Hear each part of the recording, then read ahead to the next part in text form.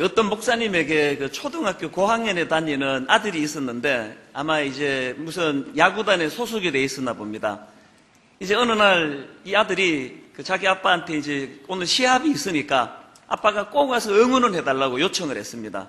그래서 이제 그 아버지가 이렇게 저렇게 스케줄을 정리하고는 허겁지겁 달려갔는데 약간 늦었습니다. 이미 이제 시합이 벌어지고 있었는데 보니까 자기 아들이 지금 수비를 하고 있는데 일루수를 보고 있더라고요. 이 동네 야구니까 이제 아빠가 그 수비를 보고 있는 자기 아들 곁으로 다가갔습니다. 그리고는 물었습니다. 지금 스코어가 어떻게 되냐? 그랬더니 0대 9라는 겁니다. 그러니까 아버지가 물었습니다. 누가 0이고 누가 9냐? 그랬더니 상대편이 지금 9점이라는 겁니다. 그래서 이 아빠가 무심결에 툭 내뱉은 말이 이거였습니다. 그럼 콜드 게임이잖아. 졌네. 그랬더니 그 경기하던 그 아들이 정색을 하고 하는 말이 지기는 왜 져요? 우리는 아직 공격도 한 번 안 해봤는데 1회 초예요. 1회 초.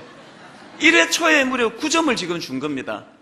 그래서 이제 그렇게 이렇게 이제 시합이 다 끝났는데 그 아버지 마음에 그것이 굉장히 이렇게 교훈으로 남더라는 겁니다. 똑같은 상황이 지금 벌어지고 있는데 아버지인 자기는 0이라는 숫자, 9대 0으로 지고 있는 그 0이라는 그 숫자를 보고 있었고 그 아들은 1회 초라고 하는 상황, 아직 한 번도 공격을 하지 않은 많은 공격이 남아있다는 거기에 초점이 맞춰 있는 것을 보고 이것이 참 의미가 있다 그런 생각을 하셨다는 겁니다. 제가 어린이 주일을 맞으면서 바로 이게 오늘 우리 자녀 교육하는 우리 부모님들에게 하나님이 주시는 메시지가 있지 않을까 그런 생각을 합니다.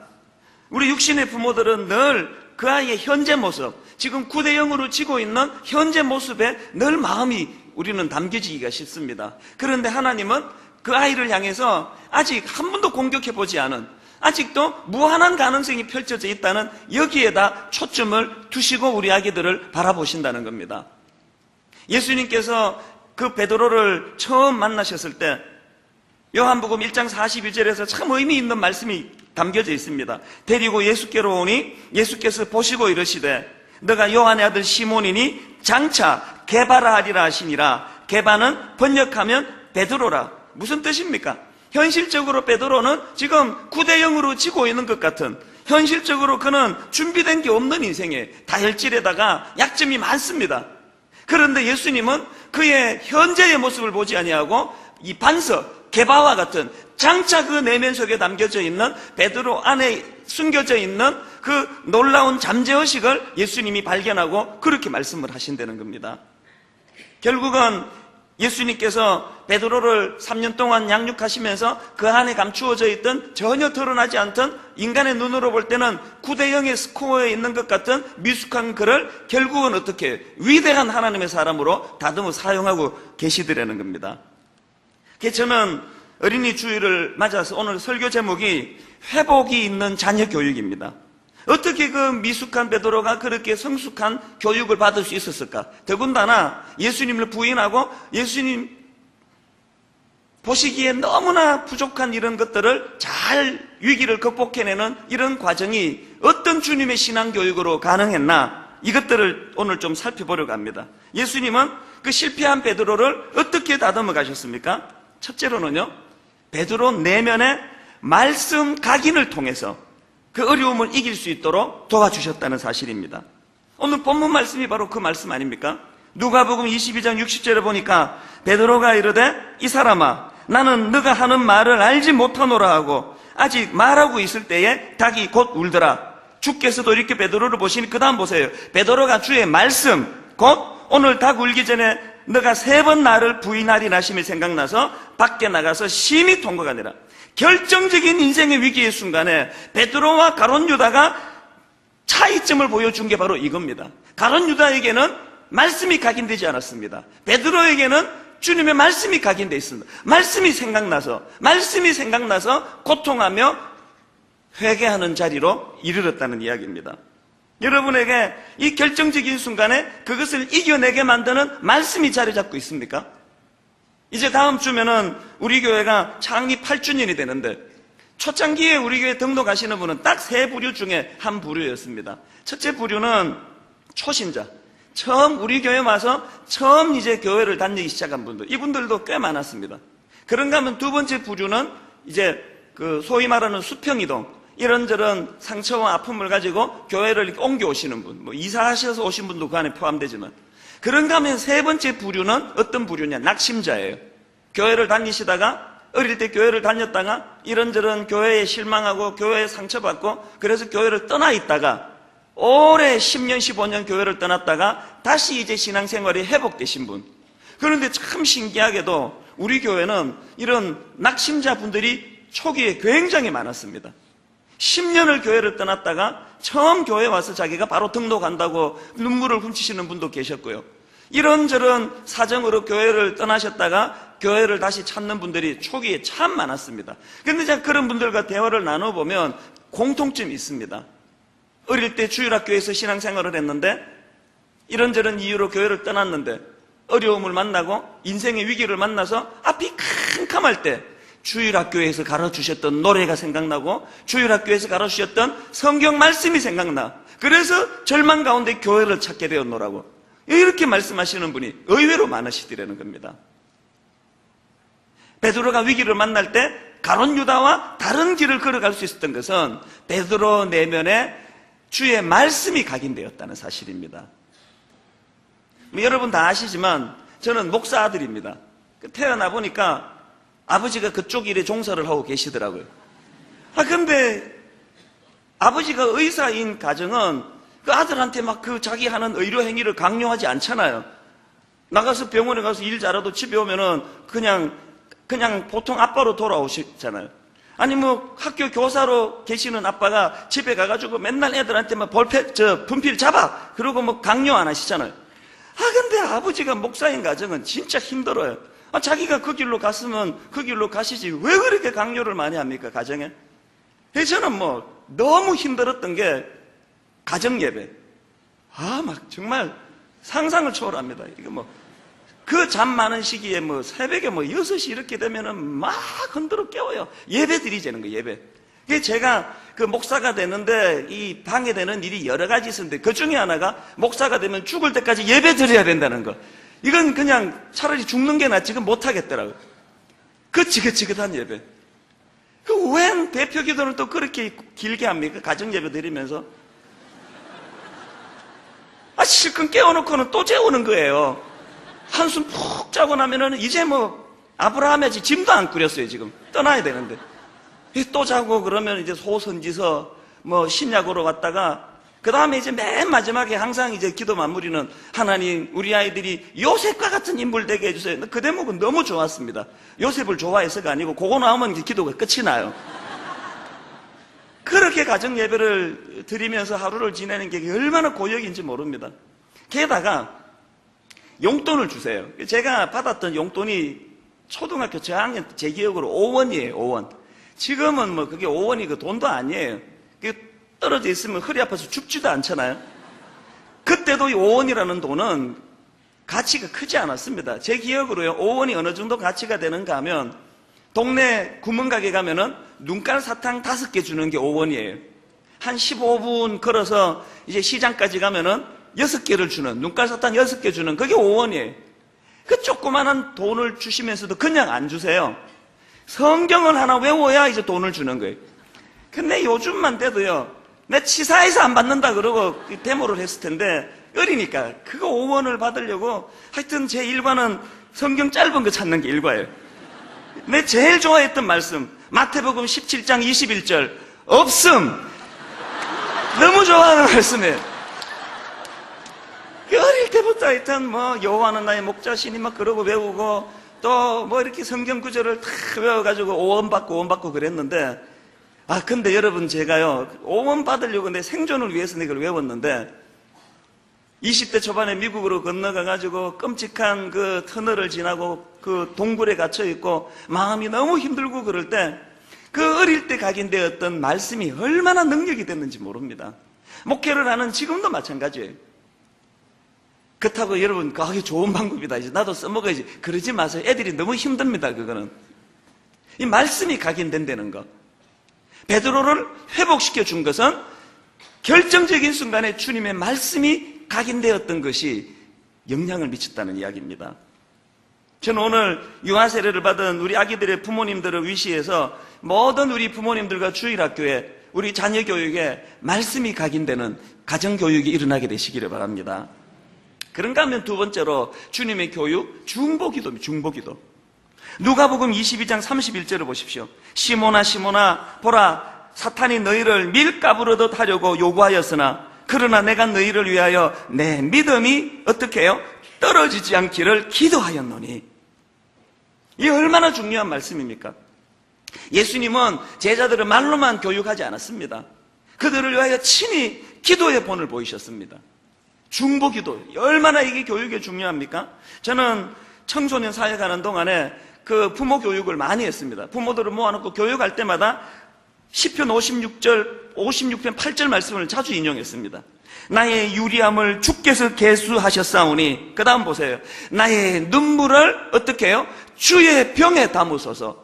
저는 이 시편 말씀을 가지고 어떻게 적용했냐 하면, 여러분 아이들을 반듯하게 온전하게 키우기 위해서는 우리 부모가 흘려야 될 눈물의 양이 있다는 거예요. 저는 오늘 어린이 주일을 맞이해서 모든 우리 부모님들에게 자녀를 위한 눈물의 병을 하나 마련해 가시기를 바랍니다. 우리 영혼에, 우리 내면에, 우리 마음에 눈물을 담아야 될 병이 필요합니다. 그래서 그냥 우는 거예요. 자녀를 위한 교육은 다른 거 없습니다. 사랑은 오래 참는 거예요. 사랑은 참고 견디는 거예요. 아이가 옆길로 가고 엉뚱한 짓을 하고 아무리 말로 교육해도 이 아이가 듣지 않을 때 하나님 존전에 나와서 그냥 우는 거예요. 내 눈물을 이 자녀를 위한 눈물의 병에다가 담으면은 눈물의 양이 다 채워지면 그 아이가 변화되는 거예요. 저는 10년 동안 청소년 사회 가면서 이런 신기한 일을 수없이 많이 봤습니다. 도저히 변화될 것 같지 않은, 너무 멀리까지 방황하고 옆길로 갔던 그 아이들이 그 부모의 눈물의 양이 채워지는데 잠에서 깨어나도 변화가 일어나는 겁니다. 대표적인 역사적인 인물 중에 하나가 어머니 모니카의 눈물의 기도를 듣고 자랐던 어거스틴이요. 그렇게 방탕하고 성적으로 타락하고 이교도에 빠지고 엉뚱한 짓을 했던 그가 어머니의 그 눈물의 양이 다 채워지니까 변화가 되는 겁니다. 지금 우리 교회는 토요 새벽 기도를 가정의 달로, 자녀들을 위하여 기도하는 달로, 이번 돌아오는 주일에는요 교육 전문가가 오셔서 자녀 교육을 위한 특강을 합니다. 어제도 저는요 주일학교 아이들을 위해서 기도하는 시간을 가지면서 얼마나 제가 감동을 받은지 몰라요. 홈페이지에 올라온 사진을 보니까 제가 보니까 암만 나이가 많아도 30 초반 중반이 안 넘을 것 같은 한 20대 후반쯤 돼 보이는 그 젊은 엄마가 그 갓난 아기를 품에 안고 눈물을 흘리면서 기도하는 그 모습이 그 사진에 뜨는 걸 보고 참 많은 생각을 했습니다. 그 어린 아이가 그 어머니의 눈물을 보고 오랜 시간이 지나고 그 눈물의 사진을 보고 무슨 생각을 하겠냐는 거예요. 우리는 자꾸 말로 잔소리를 해. 이래라 저래라 잔소리를 많이 하면은 기도가 없는 잔소리는요 마치 엔진 오일이 없는데 시동을 자꾸 거는 거랑 같은 거예요. 기도에 엔진을 넣어야 돼요. 엔진 오일을 넣어야 됩니다. 기도에 엔진 오일을 넣어서 주님 앞에 우리의 눈물의 양이 다 채워지면 우리 아이들이 변한다는 겁니다.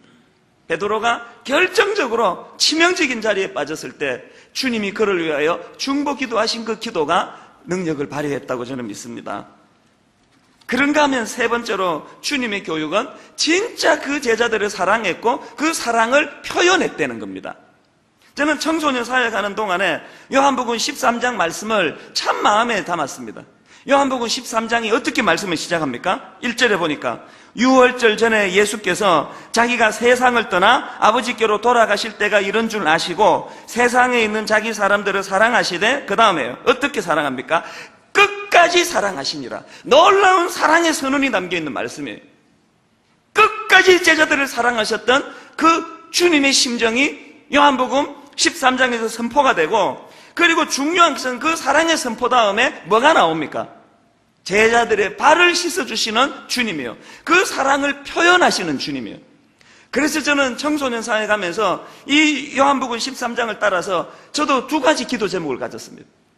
청소년 사회 갈 동안에 첫 번째 기도 제목이 뭐냐 하니까 하나님 저 아이들을 진짜 사랑하게 해주세요. 청소년들 사랑하기가 쉽지 않습니다. 이쁘지도 않은 것들이 고집만 세고 뭐라 그러면 그 기분 나쁜 이야기나 그냥 내뱉어대는 애들이 그게 청소년이에요. 그런 애들을 뭐 1,000몇백 명씩 이렇게 가르치려고 교육하려고 하다 보니까 얼마나 힘든 일이 많아. 맨날 가출한 놈 잡으러 다니고, 이놈 잡아놓으면 또 저놈 도망가고, 저거 잡아놓으면 누가 임신했다 그러고 막 끊임없이 뒷바라지를 하는 동안에 저는 하나님 앞에 눈물로 기도한 게, 하나님, 제가 저 아이들을 진짜 사랑하게 해주세요. 정말 사랑하게 해주세요. 그 기도는 어른 목회를 하는 지금도 마찬가지예요. 제가 여러분이 뭐 사랑스럽건 사랑스럽지 않건 목회는 해야 될 거 아닙니까? 여러분이 뭐 저를 날마다 대적하고 막 홈페이지에 저를 인신공격한다고 제가 목회를 그만둘 수 있습니까? 못 그만둡니다. 왜? 나 좋아서 하는 게 목회가 아니에요. 이게 사명이에요. 그럼 난 평생 이 목회를 그만둘 수가 없다면 어떻게 해야 됩니까? 사랑하며 목회하게 해달라는 거예요. 사랑하는 마음을 달래는 거예요. 설교도 마찬가지예요. 제가 뭐 기분 나쁘다고 설교를 안 할 수가 있습니까? 피곤하다고 설교를 안 할 수 있습니까? 지난주 말레이시아를 갔다 오는데 이게 제가 참 어떨 때는 미련해요. 시간을 좀 아껴보겠다고 수요일 저녁 예배가 마치자마자 밤 11시 반 비행기를 타고 아침 7시 얼마 여기 도착하는 걸 이제 하루를 벌려고 그랬는데, 그렇게 비행기 안에서 자는 둥 마는 둥 하루를 보내고 나니까 지금까지 그 후유증이 있습니다. 이게 막 허리도 아프고 머리도 몽롱하고, 이거 막 설교 준비가 막 힘들고 그래요. 그렇다고 제가 오늘 여러분한테 와가지고 오늘은 자습하세요, 설교 준비가 안 되겠습니다, 그리고 들어갈 수 있습니까? 그럼 못 하잖아요. 뭐 비가 오나 눈이 오나 뭐 허리가 아프나 뭘 하나 저는 설교하는 게 제 일이에요. 그렇다면 어떻게 해야 됩니까? 기왕 설교를 하다면 하나님, 성도들을 사랑하는 마음으로 설교 준비하게 해주세요. 성도들을 사랑하는 마음으로 설교하게 해주세요. 이게 저의 기도 제목이에요. 제가 해보니까요, 막 성의 없이 대충대충 하는 설교하고 성도들을 진짜 영으로 품고 사랑하면서 설교 준비하는 거건 이건 비교할 수가 없습니다. 예수님이 자기 사람을 사랑하시되 끝까지 사랑하시니라. 이게 저의 기도 제목이요, 우리 지도자들의 기도 제목이라고 믿습니다. 그런가 하면 저의 두 번째 기도 제목이 뭐냐 하니까, 하나님 내게 그 사랑을 주신다면 그 사랑을 잘 표현하게 해달라고 기도합니다. 저는 경상도 사람이에요. 어릴 때부터 어떻게 교육을 받았냐면, 사랑해요 그러면 이 사내 자식이 그런 소리 하고 있다고 막 야단치는 분위기예요. 요즘은 이제 경상도가 그렇지 않습니다. 요즘은 뭐 경상도 남자들도 많이 자상해졌는데, 우리 어릴 때는 그랬습니다. 뭐 집에 가면 딱 세 마디만 한다 그러고, 뭐 밥 줘, 아는, 자자, 뭐 이 세 마디밖에 안 한다, 이런 말이 막 돌고 돌았는데, 지금은 그렇지 않습니다.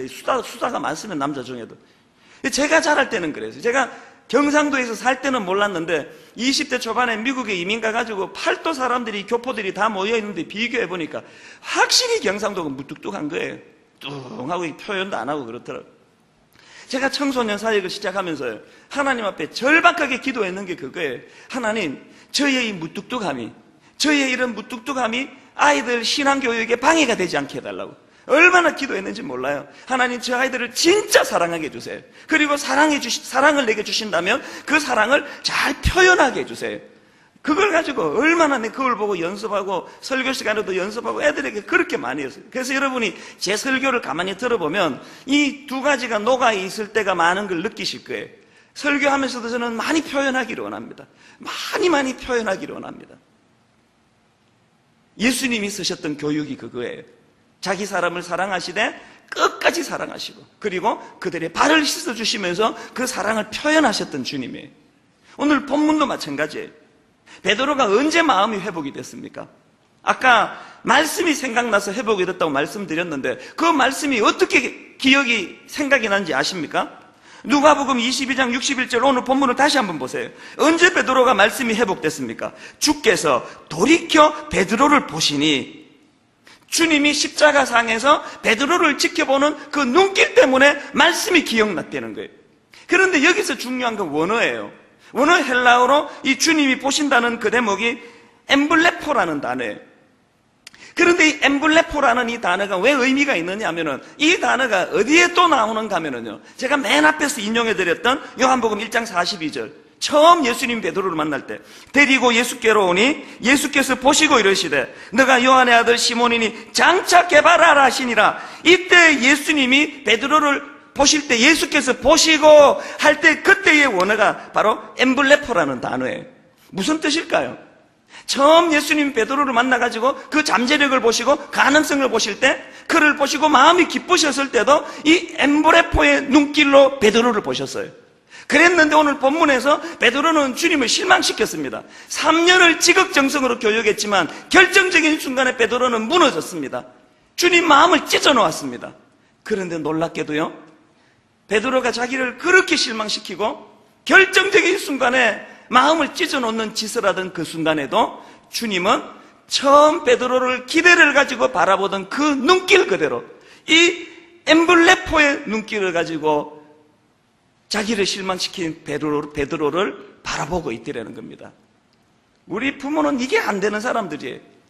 애가 무슨 한 100점 받아오고 자기 마음에 쏙 드는 이쁜 짓을 하면은 엠블레포가 막 저절로 나와요. 막 거룩한 사랑의 눈길로 보고 이뻐 죽겠다 그러고, 어떻게 네 아빠랑 다르냐 막 그러면서 막 그렇게 좋아하고 이뻐하다가 조금 애가 그냥 실망을 시키고 부모를 속이고 성적이 뚝 떨어지고 그러면 엠블레포가 어디 갔는지 없어지고는 막 그냥 그 쌀쌀한 눈길을 가지고 막 흘기고 눈을 가지고 째려보고 막 그러시잖아요. 우리가 주님에게 배워야 되는 게 뭐예요? 그에게 기대를 가지고 그를 감격하며 바라볼 때에도 엠블레포의 눈길, 큰 사랑의 눈길로 바라봤다면 결정적인 순간에 자기를 실족시키고 실망시키고 마음에 상처를 주는 그런 상황에서도 동일한 사랑의 눈빛으로 바라보셨던 그분이 우리 예수님입니다. 저는 항상 어른들이 문제라고 생각합니다. 가정이 그렇게 쌀쌀하고 냉정하고 그렇게 된 거는 부부간의 이 엠블레포가 사라졌기 때문이에요. 제가 이 결혼 주례를 해보면은요, 이 신랑 신부 눈꼴 씌어서 못 봅니다. 여러분은 등 보고 있어서 다행이죠. 얘가 이렇게 설교하면서 보면은 하여튼 고세 서로 쳐다보고 시웃고 하는 거 보면, 아이고 인간아 살아봐라 막 속으로 그런 생각이 저절로 나와요. 아이고 신혼 때 그렇게 그윽한 엠블레포의 눈길을 가지고 서로를 바라봤는데 어쩌다가 여러분 배우자를 보는 눈빛이 그렇게 변했냐고요. 한번 쳐다보세요. 지금 자기 부인이랑 부부가 있으면 그게 엠블레포입니까 지금 그게? 이걸 회복해야 돼요. 이걸 잔뜩 기대하고 면사포 쓰고 이 자리에 있을 때나, 도대체 이 남자가 허풍쟁이처럼 그냥 뻥이나 쳐가지고 나 그냥 고생 안 시킬 것처럼 그러다가 이렇게 나를 힘들게 하는 이런 순간에도 여전히 주님의 눈길, 이 부부간의 이 엠블레포의 눈길이 회복이 돼야 그 눈길이 우리 자녀들에게로 간다는 이야기입니다. 왜 아이들이 가출하겠습니까? 왜 여러분 아이들이 가출하겠냐고요? 베드로가 결정적으로 절망적으로 낙심하고 얼굴들 면목이 없을 그때에도 주님은 그를 초지일관과 사랑의 눈길로 자기를 바라봐주는, 이게 베드로를 살리는 원동력이 됐다는 겁니다. 저는 여러분 가정에 이 사랑의 눈빛이 회복되는 은혜가 있기를 바랍니다. 그런가 하면 네 번째로, 주님의 교육은 말로 하는 교육이 아니에요. 본이 되는 삶을 통한 교육을 베풀어 주셨다는 이야기입니다. 저는 이번에 말레이시아 집회를 가서 너무너무 마음 아픈 일이 있었습니다. 얼마나 가슴이 아픈지 새벽에 3시 반에 잠이 깨가지고 잠이 안 오는 거예요. 마음이 침체가 돼요. 무슨 일이 있었냐면요, 제가 호텔에 갔더니 이 말레이시아는 영국의 영향을 받아가지고 다 영어를 TV에 많이 보여요. 미국 텔레비전 채널을 그대로 그냥 보여주더라고요. 그런데 내가 참 이상한 게, 미국의 영화 같은 거를 보면은요, 그 욕설이 얼마나 많아요. 그 F로 시작하는 욕 아시죠? 안 해보여드려도 아시죠? 영화가 막 욕설이 얼마나 많습니까? 그런데 그 말레이시아에서 내가 보니까 이게 미국 영화인데, 뭐 자주 이렇게 왜 이렇게 녹음하다가 이렇게 그 소리를 먹는 거 있잖아요. 그런 욕설 나오면 그걸 다 지워버려요, 소리를. 이게 뭐 얼마나 자주 나오는지 몰라요. 그래서 내가 호기심이 생겼습니다. 이 채널을 여기저기 돌려보니까 HBO라고 미국의 그 유료 영화 채널이 있지 않습니까? 그 얼마나 음란한 영화가 많습니까? 이 19세 관람 불가 같은 거는 영어로 치면은 restricted라고요. 제한된, 이렇게 애들은 못 보게 된 영화를 보면은 막 그 미국 영화가 얼마나 음란합니까? 막 전부 막 그냥 뻘거벗고 나와가지고 그냥 미친 애들처럼 막 그런 난장판이 벌어지는데, 이상하게 말레이시아에서 분명히 이게 미국 영화로 이게 R 19세 미만인데 단 한 번도 그런 야한 장면이 안 나오는 게 너무 신기했어요. 그 이상하다. 그게 제가 너무 호기심이 생겨가지고 나올 때까지 봤어요. 내가 이거 기다린 건 아닌데, 왜 그런 눈으로 보세요? 제가 기다린 건 아니에요. 너무 이상해가지고 분명히 이게 미국 영화가 이게 야한 장면이 분명히 나올 때가 되는데 안 나오는 거예요. 암만 기다려도 안 나오는 거예요. 그래서 내가 포기했어요. 이건 안 되나 보다. 그러고는 이제 저를 라이드 태워주러 오신 분한테 제가 물어봤어요. 아, 나 이상한 거 봤더니 이 텔레비에 왜 욕설만 나오면 이렇게 소리를 그거 다 지워버리고, 그리고 분명히 이게 19세 미만인데 왜 이렇게 야한 장면이 한 장면도 안 나오냐고. 그러니까 깜짝 놀란 이야기를 하는 거예요. 그 나라가 회교 국가라는 거예요. 회교 국가래 가지고 방영되기 한 20분 전에 검열을 먼저 한대요. 그래가지고 야한 장면 다 잘라버리고 야한 욕설 다 지워버리고 안전한 것만 보내준다는 거예요. 내가 그걸 들을 때는 인식을 못했는데 한참 있다가 갑자기 가슴이 찢어지는 것처럼 아팠습니다. 왠지 아십니까? 그 더러운 영화는 누가 보내주는 거예요? 미국이에요. 미국은 어떤 나라입니까? 기독교 국가라 이야기합니다. 청교도 정신을 가졌다 이야기합니다. 기독교의 본산지라 이야기합니다. 여러분, 기독교 국가라고, 이제 뭐 기독교 국가는 아니지만 기독교 국가로 시작한 미국에서 온갖 더럽고 엄난한 거, 욕설이 막 난무하는 영화를 보내주면 회교 국가에서 그걸 걸러가지고 정화해서 텔레비전에 보내주고 있는 이 현실이요. 그 다음날 새벽에 잠이 깼는데 잠이 안 오더 마음이 아파서. 왠지 아십니까? 이게 오늘 우리 기독교를 이렇게 망가뜨린 현실을 보는 것 같아가지고요. 이 반대가 돼야 되는 거 아닙니까? 오늘 우리 가정에 한번 이거 대입해 보시겠습니까? 오늘 우리 한국 교회에 한번 대입해 보시겠습니까? 교회가 왜 욕을 먹는데요? 말로는 애들한테 바르게 자라거라, 엄난한 데 가지 마라, 엄난 사이트 가면 안 된다, 너는 순결해야 된다, 그렇게 가르치면서 집사라는 아버지가 말이에요, 권사라는 어머니가 말이지, 도대체 삶의 본이 되지 않는, 말은 그렇게 열심히 많이 교육을 하는데 본이 되지 않는 이런 삶, 운전대만 잡으면 제멋대로 새치기하고 빨간불에 싹싹 지나다니고 그러면서 애들한테 질서를 잘 지켜라, 이게 우리의 현실 아닙니까?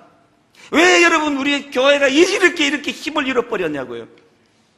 기독교 나라라고 하는 미국에서 상상할 수 없는 더러운 짓거리가 온 세계에 수출이 돼가지고, 이건 뭐 유럽, 미국 다 그 기독교를 뿌리로 뒀는데 문물을 받아들여서 지금 우리나라가 얼마나 여러분 엄난해지고 나빠졌습니까? 이거 뭐 이제는 뭐 혼전 순결이고 뭐고 없고, 이거 뭐 완전히 엉망진창됐어. 이거 어디서 나온 이야기예요?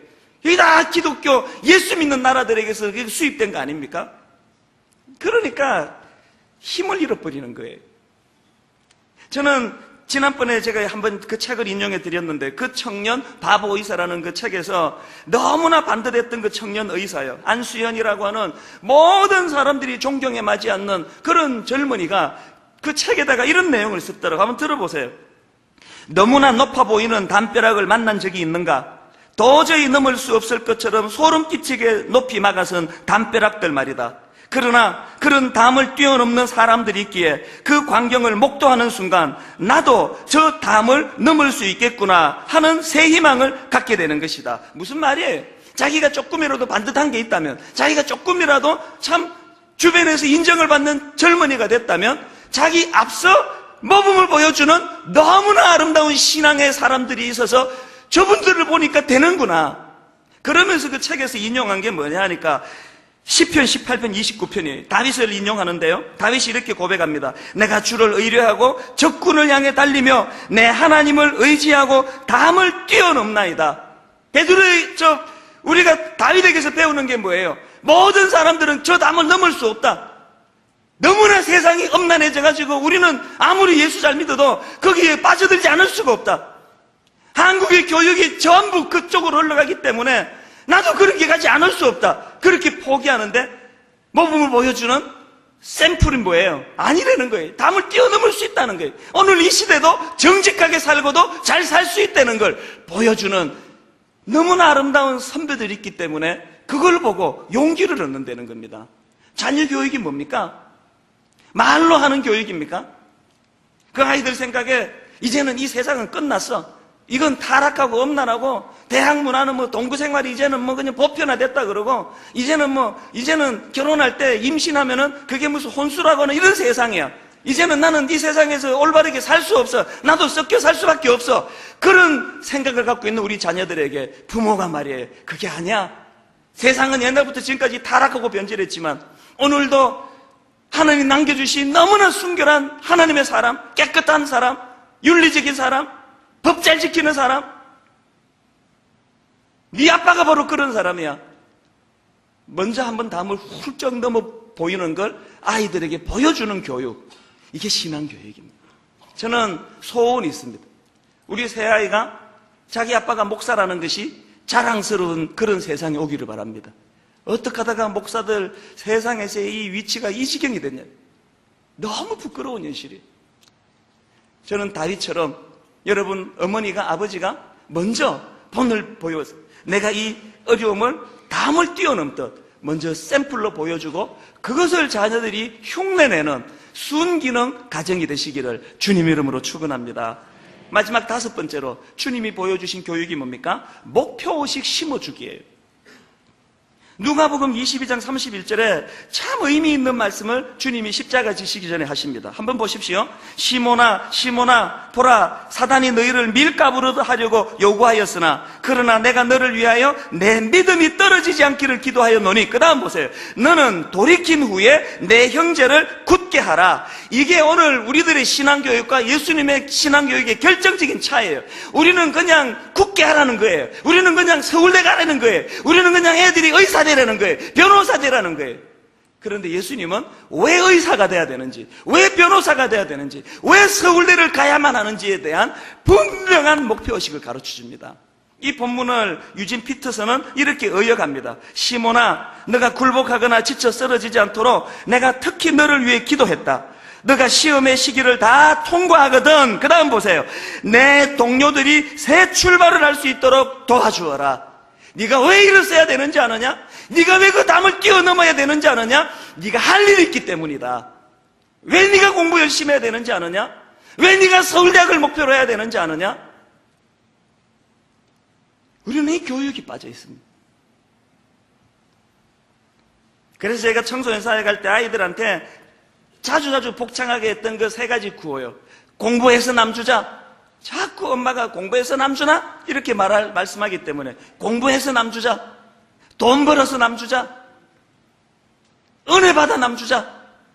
은혜 받아서 남주기 시작했으면 지금쯤 한국교회는 정직한 사회가 됐을 거예요.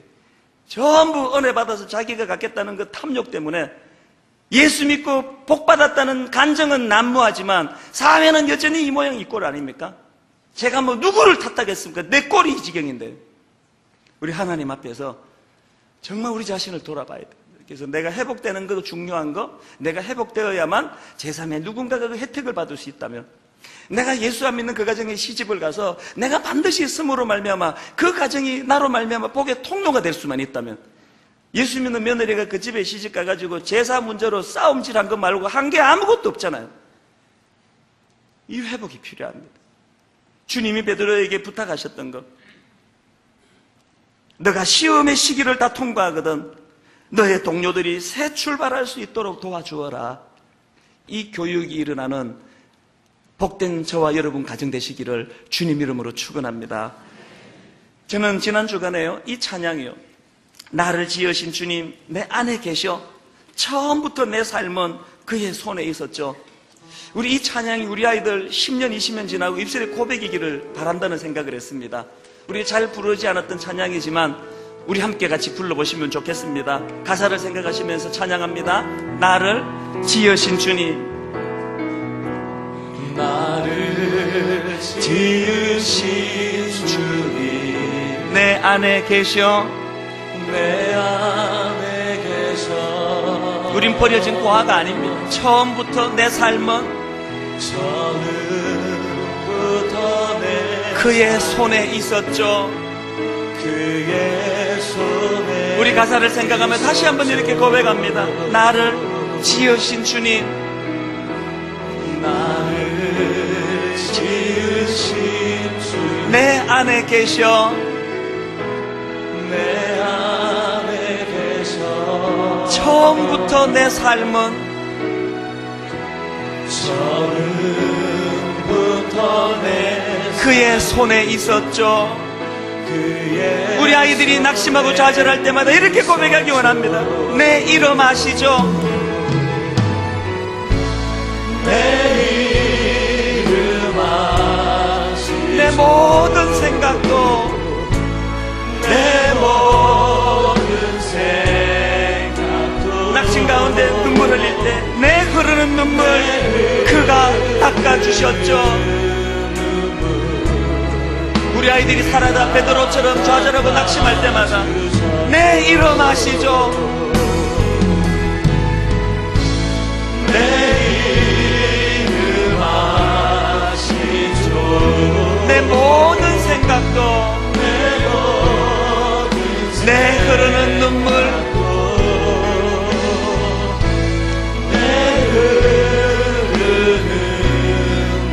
그가 닦아주셨죠. 엠블레포에 주님의 은혜가 임하기를 원합니다.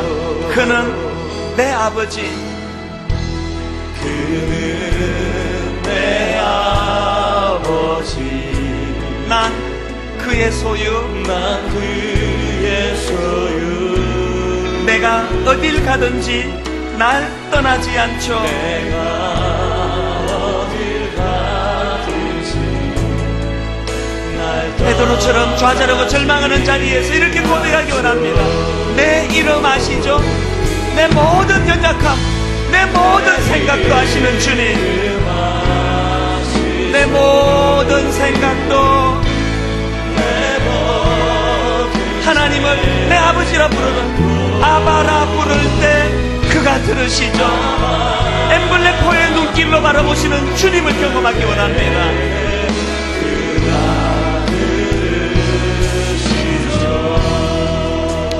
여러분, 저는 아까 앞의 시간에서요, 오래전에 잊고 있었던 그 찬양이요, 이따가 우리도 부르겠습니다만 그 찬송가 199장이던가요 나의 사랑하는 제 비록 헤어졌으나 어머니의 무릎 위에 앉아서 재미있게 듣던 말, 그때 일을 내가 잊지 않고 기억합니다. 4절에 보니까 그때 일은 지나고 나의 눈에 환하오, 어머니의 말씀 기억하면서 나도 시시때때로 성경 말씀 읽으며 주의 뜻을 따르려 합니다. 얼마나 우리 윗대 어른들이 생각이 나던지요. 지금처럼 잘 먹이지도 못했습니다. 잘 입히지도 못했습니다. 그러나 아이들 무릎에 앉혀놓고 담을 뛰어넘으시도록 교육하셨던 우리 윗대 어른들이요. 여러분이 신앙의 일대십니까? 20년, 30년 지나고 여러분의 자녀들이 이렇게 고백할 수 있는 부모가 되시기를 바랍니다.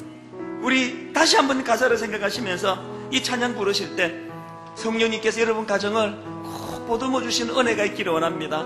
나를 지으신 주님, 다 눈을 감으시고 찬양합니다.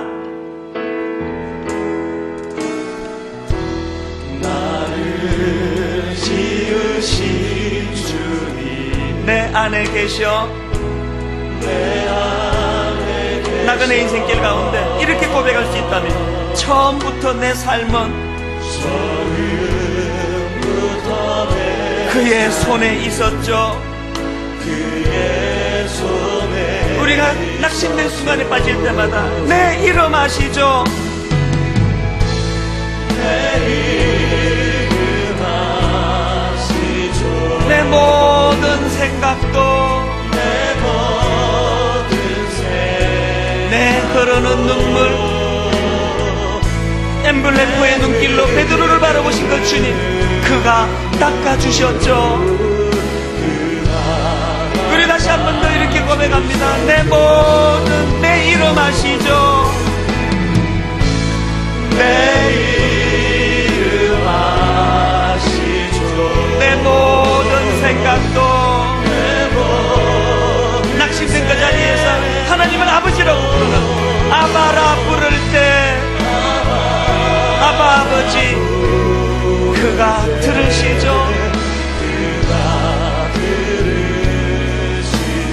오늘은 우리 가정을 위해서 같이 기도하십니다. 하나님, 먼저 부부간에 이 엠블레포의 눈길을 잃어버렸습니다. 책임을 추궁하고 비난하고 원망의 눈길을 많이 오가고 있지만 베드로가 주님을 결정적으로 낙심시키는 그 순간에서도 주님은 베드로를 향하여 이 엠블레포의 눈길을 거두지 않으셨던 이 눈길이 우리 가정에 없습니다. 그래서 하나님, 우리 아이들이 가정이 점점 기능적으로 돼감으로 집에 오는 걸 싫어합니다. 부부간에 먼저 이 엠블레포의 눈길이 회복되게 하여 주시옵소서. 면사포를 섰을 때 신랑이 예복 입고 강단에 섰을 때 바라보았던 배우자를 향한 이 엠블레포의 눈길이 회복되게 해주시고 이것이 우리 자녀들에게 그대로 흘러넘치게 하여 주시옵소서. 가정은 평가하고 비판하고 점수 매기는 데가 아닙니다. 가정은 어떤 진흙탕에 뒹굴고 와도 품어줄 수 있는 엠블레포의 눈길이 필요한 것입니다. 우리 자녀를 품고 배우자를 축복하며 가정을 위하여 같이 한번 기도하시겠습니다. 살아계신 하나님 아버지, 오늘 어려운 가운데 있는 우리 자녀들에게 오늘 이 찬양 가사가 구현되게 하여 주시옵소서. 외로운 인생길 가운데 나를 지으신 주님, 내 안에 계시는 주님, 처음부터 주님 내 손잡고 계셨음을 고백합니다. 하나님, 우리 어린 자녀들을 주님 앞에 나와 내 이름 아시죠? 주님 나 외면하지 않으실 거죠? 비록 연약하지만, 비록 낙심하고 상처받지만 주님 내 모든 눈에 흐르는 눈물을 주님 닦아주실 거죠? 우리 아이들이 힘들고 어려울 때 주님 바라보며 나아갈 수 있는 아름다운 신앙을 허락하여 주시옵소서. 주님, 세상은 기능적으로 우리를 판단하고 평가합니다. 세상은 우리가 좋은 일하면 이뻐하고 우리가 나쁜 짓 하면 냉정한 눈길로 우리를 외면하는데, 주님은 우리를 언제나 사랑의 눈길, 엠블레포의 눈길로 우리를 응시하고 계시는 은혜를 느끼며 깨닫게 하여 주시옵소서.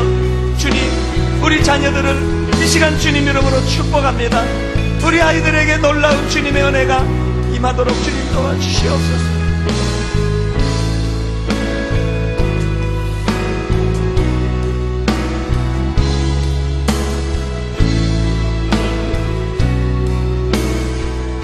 하나님 아버지, 가정의 달을 맞았습니다만 여전히 가정에는 냉기가 흐르고 냉정한 평가가 흐르고, 사랑스러우면 이뻐해 주지만 그렇지 않을 때는 언제나 등을 돌릴 것처럼 하는 너무나 역기능적인 가정들이 많은 현실입니다. 예수 믿는다는 가정조차도 마찬가지입니다. 오늘 말씀으로 우리에게 결핍된 것이 바로 이 엠블레포의 주님의 눈길이라는 걸 깨달았습니다. 가정은 평가하기 위해 모인 것이 아닙니다. 어떤 흉허물도, 어떤 아버지 하나님 보시기에 연약한 것들도 다 품고 감싸 안으며 결혼할 때 약속했던 그 사랑의 눈길, 엠블레포의 눈길이 회복되는 가정 되게 하여 주시옵소서. 우리 자녀들에게 가정은 바로 그런 따뜻한 곳이라는 인식을 전해주는 부모들 되게 하여 주시옵소서. 토요일 날 새벽에 나와 주님 앞에 무릎 꿇기 원합니다. 자녀를 위하여 기도하는 저희들 되게 하여 주시옵소서. 예수님 이름으로 기도드립니다. 아멘. 이제 우리 다 자리에서 일어나셔서 199장 찬양입니다. 나의 사랑하는 채 비로 헤어져서는 1절 4절 찬양하시겠습니다.